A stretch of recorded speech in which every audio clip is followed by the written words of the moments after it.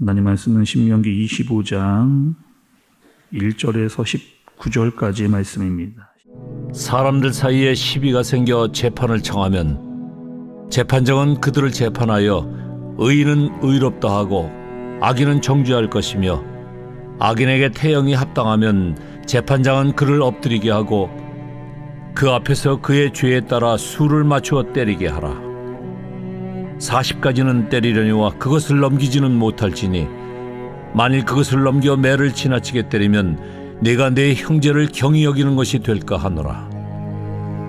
곡식 떠는 소에게 망을 씌우지 말지니라. 형제들이 함께 사는데 그중 하나가 죽고 아들이 없거든 그 죽은 자의 아내는 나가서 타인에게 시집가지 말 것이요 그의 남편의 형제가 그에게로 들어가서 그를 맞이하여 아내로 삼아 그의 남편의 형제된 의무를 그에게 다 행할 것이요 그 여인이 낳은 첫 아들이 그 죽은 형제의 이름을 잊게 하여 그 이름이 이스라엘 중에서 끊어지지 않게 할 것이니라.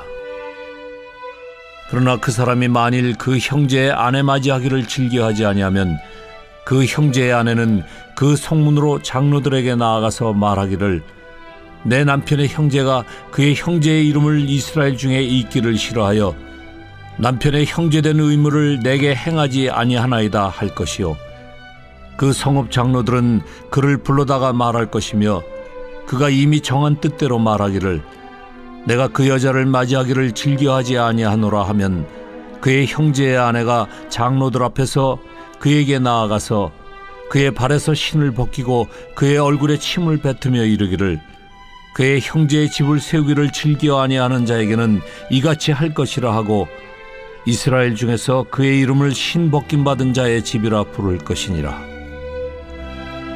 두 사람이 서로 싸울 때에 한 사람의 아내가 그 치는 자의 손에서 그의 남편을 구하려 하여 가까이 가서 손을 벌려 그 사람의 음낭을 잡거든 너는 그 여인의 손을 찍어버릴 것이고 내 눈이 그를 불쌍히 여기지 말지니라. 너는 내 주머니에 두 종류의 저울추 곧 큰 것과 작은 것을 넣지 말 것이며 내 집에 두 종류의 돼 곧 큰 것과 작은 것을 두지 말 것이요 오직 온전하고 공정한 저울추를 두며 온전하고 공정한 돼를 둘 것이라. 그리하면 네 하나님 여호와께서 내게 주시는 땅에서 네 날이 길리라. 이런 일들을 행하는 모든 자 악을 행하는 모든 자는 내 하나님 여호와께 가증하니라. 너희는 애굽에서 나오는 길에 아말렉이 네게 행한 일을 기억하라. 곧 그들이 너를 길에서 만나 네가 피곤할 때에 네 뒤에 떨어진 약한 자들을 쳤고 하나님을 두려워하지 아니하였느니라. 그러므로 네 하나님 여호와께서 네게 기업으로 주어 차지하게 하시는 땅에서 내 하나님 여호와께서 사방에 있는 모든 적군으로부터 네게 안식을 주실 때에 너는 천하에서 아말렉에 대한 기억을 지워버리라. 너는 잊지 말지니라. 아멘. 여러분 오늘 말씀도 굉장히 여러 가지 사회적인 조항에 대해서 말씀을 이렇게 해주고 계십니다. 특별히 오늘은 여러분 정의에 대해서 이스라엘 사람들이 가나안에 들어가게 되면 사회적인 정의를 어떻게 세울 것인가에 대해서 하나님께서 지금 이야기를 좀 해주시는 대목입니다. 보통 여러분 나라들은 세 가지의 권력이 있잖아요. 뭐 입법, 행정, 또 사법 이렇게 권력들이 있습니다. 다 중요한 역할을 하는 그런 기관들이죠. 근데 사회적인 정의를 말할 때 특별히 더 중요하게 여기는 권력이 바로 이 사법이라고 하는 권력입니다. 그러니까 사법권 여러분 이런 거잖아요. 잘못한 것은 잘못한다고 이야기를 해야 되고 잘한 것은 잘했다라고 이야기를 해주는 겁니다. 그러니까 올바른 기준과 법을 가지고 어떠한 일에 대해서 판가름할 수 있는 그런 제도를 말하고 있습니다. 특히 여러분 그 사법 제도권에서 중요한 것이 있는데 그것은 무엇이냐? 재판장. 이 법을 가지고 다른 사람을 판단할 수 있는 권력을 가지고 있는 사람들이 굉장히 중요합니다.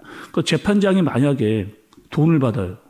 뇌물을 받는 겁니다. 또 어떤 사람이랑 굉장히 친하게 지나면서 그쪽의 편을 이렇게 들기도 하고 또 사람의 외모를 보거나 다른 사람이 가지고 있는 어떠한 권력의 눈치를 봐서 그것에 영향을 받는다. 그렇게 되면 이 사법권이 무너지면 나라의 정의가 흔들리게 되어지는 그런 상황이 오게 되는 거죠. 또 특별히 약한 자가 억울한 일을 당했을 때에 찾아갈 곳이 없게 되어지는 그런 일이 발생하게 됩니다. 그래서 나라의 사법권이 바로 서야 이 약자들도 공정한 재판을 받을 수 있다. 이렇게 우리가 알 수가 있는 거죠. 오늘 여러분 만약에 범죄자가 있다라고 생각을 좀 해보세요. 그 잘못된 일을 하고 이 일을 법적인 재판을 받게 되어지는 그런 사람이 있다고 보시죠. 예를 들면 여러분 우리도 지금도 마찬가지잖아요. 우리가 어떠한 법을 이렇게 어기게 될 때 우리는 어떻게 됩니까, 여러분?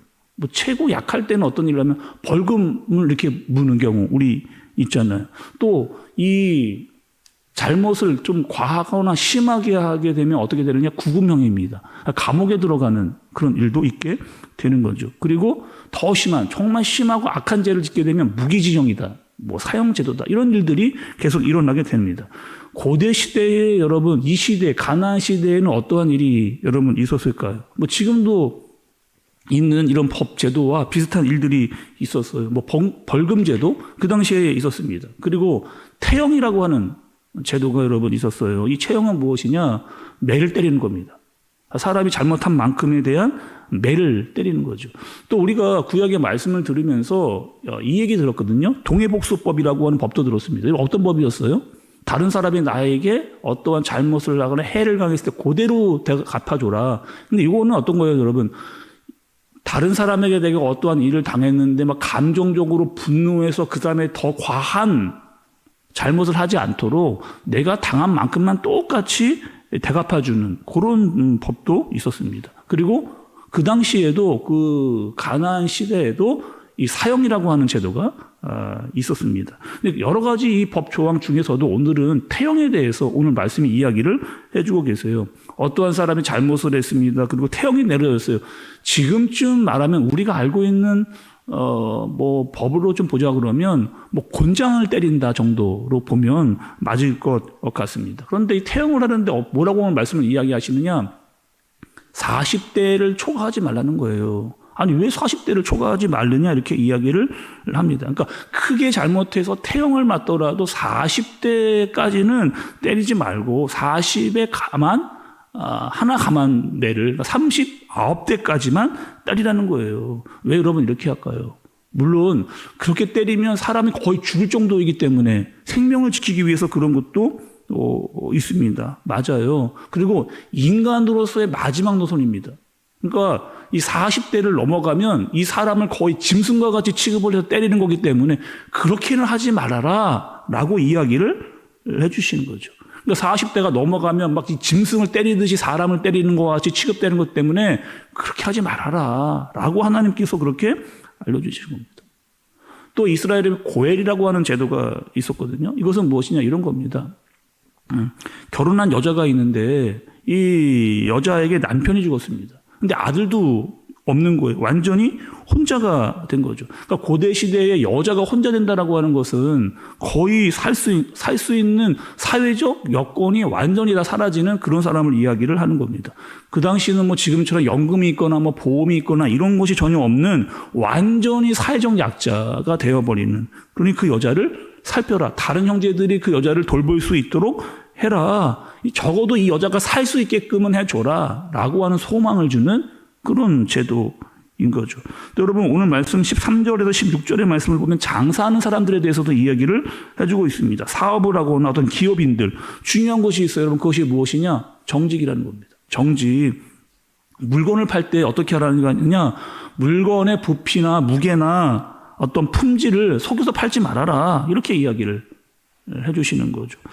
여러분 요즘도 여러분 이런 경우 있잖아요. 어떤 물건을 팔 때 그 물건에 자기의 이름을 이렇게 적어서 뭐 가게의 간판도 자기의 이름을 적기도 하고 어떠한 물건에 자기의 사진을 넣는 경우도 있습니다.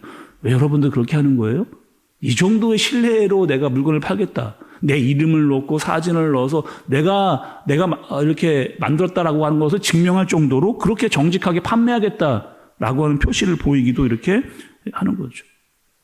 또 오늘 말씀 여러분 17절과 19절의 말씀을 보면 아말렉에 대해서 이야기를 합니다. 하나님께서 아말렉에 대해서 완전히 진멸하라 이렇게 이야기를 하셨어요. 또 여러분 우리가 구약의 말씀을 보면서 이 아말렉이 사라질 뻔하면 나타나고 사라질 뻔하면 나타나는 사람입니다. 일단 먼저 아말렉은 누구냐? 여러분 이 아말렉은요 에서의 아들 엘리바스가 첩인 디나와 사이에서 낳은 그 아들입니다. 그 아들의 후손들의 민족이 되어서 아말렉이라고 하는 족속을 이루게 됐어요. 그런데 이 아말렉 족속은 이스라엘을 계속해서 괴롭혔습니다. 특별히 언제 괴롭혔느냐? 이스라엘이 출애굽을 해서 가나안으로 가고 있는데 그 가고 있었던 이스라엘 백성들을 계속해서 괴롭혔던. 그리고 어디를 괴롭혔느냐? 이스라엘의 진영의 가장 후미를 고목해서 계속해서 힘들게 했던 그런 민족이 바로 이 아말렉입니다. 그러니 이스라엘 행군의 맨 뒤쪽에 있는 사람들은 약자들이었어요. 무엇인가 부족하고 힘이 없는 사람들이었습니다. 그 사람들을 계속해서 이 아말렉이 공격을 한 거죠. 이스라엘을 괴롭힌 것도 문제지만 이스라엘 사람 중에서도 약자를 괴롭히는 거에 대해서 하나님께서 잊지 않고 계시는 말씀을 하시는 거예요. 그리고 그들의 악에 대해서 반드시 심판하라라고 하나님께서 이야기를 해주시는 겁니다. 하나님께서 아말렉에 대해서 진멸하고 완전히 없애고 그렇게 하라고 이야기를 하셨는데 결국에는 어떻게 했습니까? 이스라엘 백성들이 그 말씀대로 하지를 않았습니다. 그래서 이스라엘 역사를 보면요 계속해서 이 아말렉이 등장하는 것을 볼 수가 있어요.